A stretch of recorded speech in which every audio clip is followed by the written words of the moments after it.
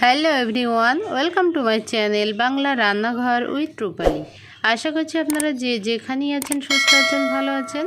আজকে আমি আবারও হাজির হলাম আপনাদের মাঝে দারুণ একটি রেসিপি নিয়ে।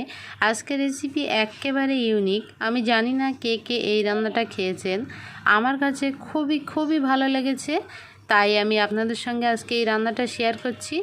এখানে আছে কুমড়ো শাক, কচি কচি কুমড়ো শাক, ডাঁটা পাতা সমেত আমি অল্প করে কেটে ধুয়ে পরিষ্কার করে নিয়েছি। আর রান্নাটার জন্য লাগছে 1 চা চামচ আদা রসুন বাটা, কাঁচা লঙ্কা এবং ধনিয়া পাতা কুচি। এখানে 100 গ্রাম মসুরের ডাল আছে, আর 8 থেকে 9 কোয়ার মতো রসুন থেতো করে নিয়েছি, একটা পেঁয়াজ কুচি। তারপরে এখানে আমি প্রথমে ডালটা ধুয়ে নেব ভালোভাবে।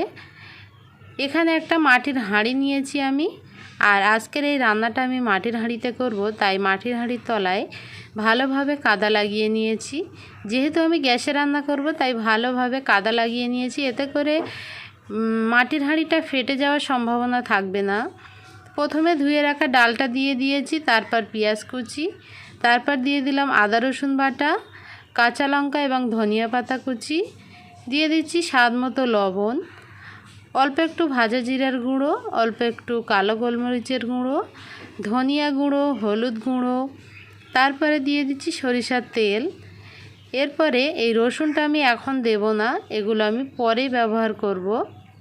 সব কিছু দেওয়ার পর ডালটা খুব সুন্দরভাবে হাত দিয়ে কষলিয়ে এইভাবে মাখিয়ে নেব। তো মশলাটা খুব সুন্দরভাবে আমার মাখানো হয়ে গেছে। এবারে দিয়ে দেব আগে থেকে কেটে ধুয়ে পরিষ্কার করে রাখা সেই কুমড়ো শাকগুলো দিয়ে মশলা এবং ডালের সঙ্গে ভালোভাবে এইভাবে হাত দিয়ে মাখিয়ে নিচ্ছি। তারপর পরিমাণ মতো পানি আমি দিয়ে দিচ্ছি, একেবারেই পানিটা দেব। ডাল এবং শাকটা যেন দুটোই সিদ্ধ হয়ে যায়, এমনভাবে পানিটা দিতে হবে। তারপর আমি ঢাকনা দিয়ে গ্যাসের চুলায় বসিয়ে দিচ্ছি। প্রথমে চুলার জাল হাইতে রেখে ভালোভাবে ডালটা এবং শাকটায় বলক তুলে নেব। তো ডালে খুব সুন্দরভাবে বলক উঠে গেছে, এবারে খুব সুন্দর করে নেড়ে চেড়ে মিশিয়ে নেব। প্রথম একবার সব কিছু মিশিয়ে নিয়েছি, তারপর আবারও ঢাকনা দিয়ে দিলাম, আর চুলার জাল মিডিয়াম টু লোয়ের মাঝামাঝি রেখে ডালটা সিদ্ধ করা পর্যন্ত অপেক্ষা করছি। তো ডালটা আমার প্রায় সিদ্ধ হয়ে এসেছে এবং শাকটাও সিদ্ধ হয়ে এসেছে।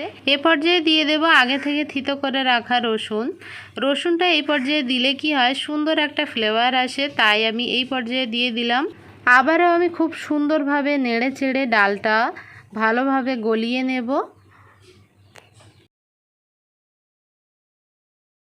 তো ডাল শাক আমার প্রায় সিদ্ধ হয়ে এসেছে, আর এই পর্যায়ে আমি দিয়ে দেব 1 চা চামচ সরিষার তেল।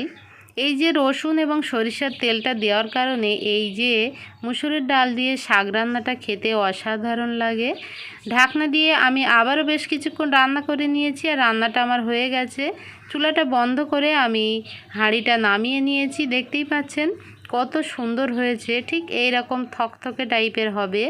এটা খেতে যে এতটা মজার আমি আপনাদেরকে কিভাবে বলে বোঝাবো। অবশ্যই কিন্তু আপনারা এইভাবেই একবার বাড়িতে ট্রাই করে আমাকে কমেন্ট করে জানাবেন খেতে কেমন হয়েছিল। চেষ্টা করেছি ঝটপট ইউনিক একটি রেসিপি শেয়ার করার। আজকের রেসিপি যদি ভালো লাগে একটা লাইক দেওয়ার অনুরোধ রইল। এরকম আরও নিত্য নতুন সহজ ইউনিক রেসিপি পেতে আমার চ্যানেলটা সাবস্ক্রাইব করে নিয়মিত পাশে থাকবেন। যারা এই রেসিপিটি ফেসবুক পেজ থেকে দেখতে চান, ফেসবুকে নাম দেওয়া আছে কিচেন অ্যান্ড রেসিপি, সেখানে একটা ফলো দিয়ে দেবেন প্লিজ। আজকের মতো এখানেই বিদায় নিচ্ছি, দেখা হচ্ছে পরবর্তী নতুন কোনো রেসিপির সঙ্গে। সবাই খুব ভালো থাকবেন, আল্লাহ হাফেজ।